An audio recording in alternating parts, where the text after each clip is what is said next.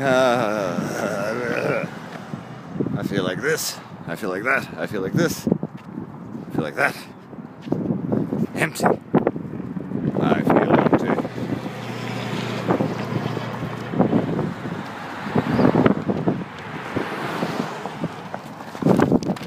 This, that too. I feel like that. I feel discarded. And empty. Discarded.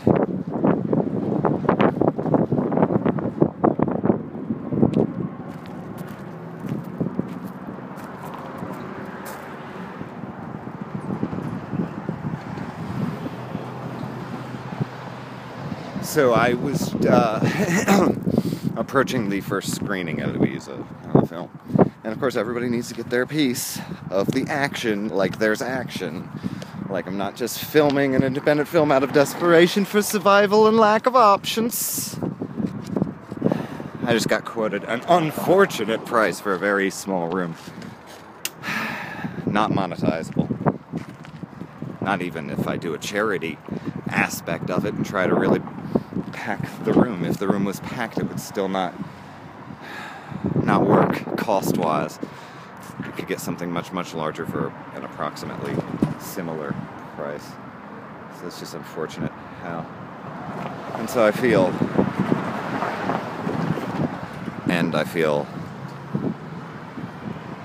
because in another 50 feet that magazine's gonna totally fall again. I'm gonna have to turn around and I'm gonna have to get it again. At this point, I just don't give a fuck.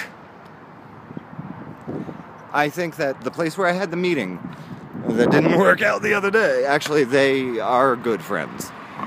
Long story as to why the meeting didn't work out, and I won't explain it on film because you don't need to know.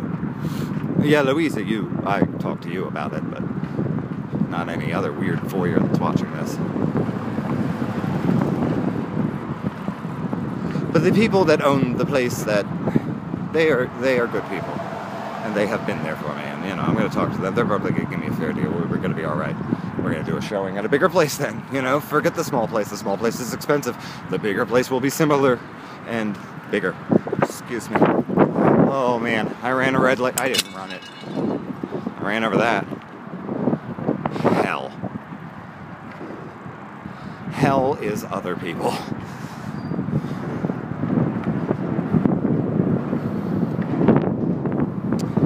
Okay, the wind is working against me, so I should really probably just ride my bike and not talk to you.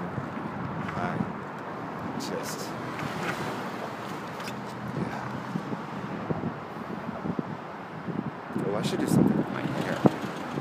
I look awful.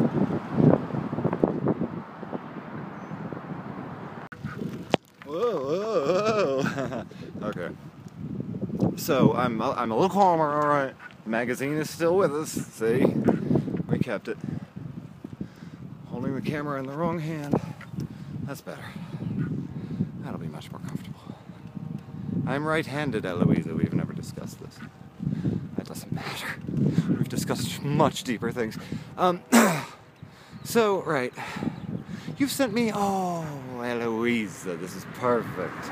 Illuminazione. Eloisa, you sent me clips from Pulp Fiction. Well, you know, if I impress you especially. You sent me clips from Pulp Fiction, and you sent... And there's a clip from Pulp Fiction that I'm feeling now in my soul. Because I got an unfortunate price for a small room. I was like, no, that's not monetizable, and I can get something bigger for the same amount of cost. I still need backers if I want to do it. But, you know... Anyway, that frustrated moment reminded me of Pulp Fiction. Eloise, Pulp Fiction. That scene. I am not Marcellus Wallace by any means. You've seen my whole life on film, all right? But but the thing that I was feeling, Eloisa, I was thinking, Rocket City. Do I look like a bitch? Do I look like a bitch? Then why are you trying to fuck me like a bitch?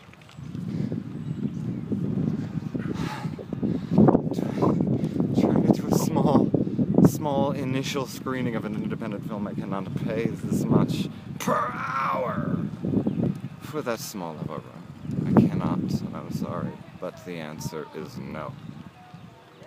None. And be careful, on that porch, it's very sharp right there where she's pointing.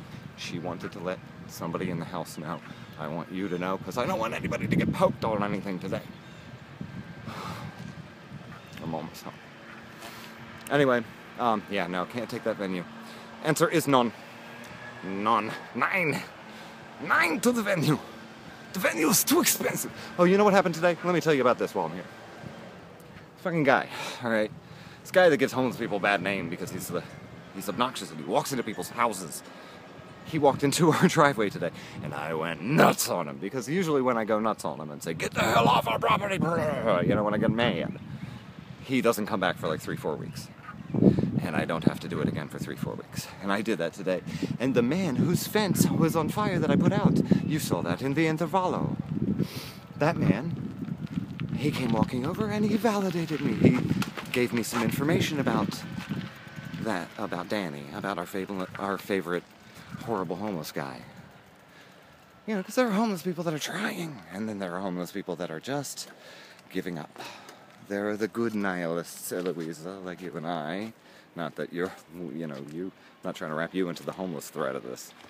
I'm the vagrant here, Eloisa. And I feel discarded.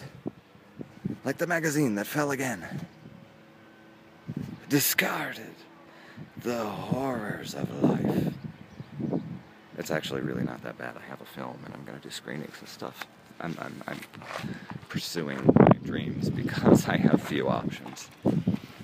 So it's a mixed bag. But it's not terrible. I'm surrounded by people I love. You see them. I'm introducing you.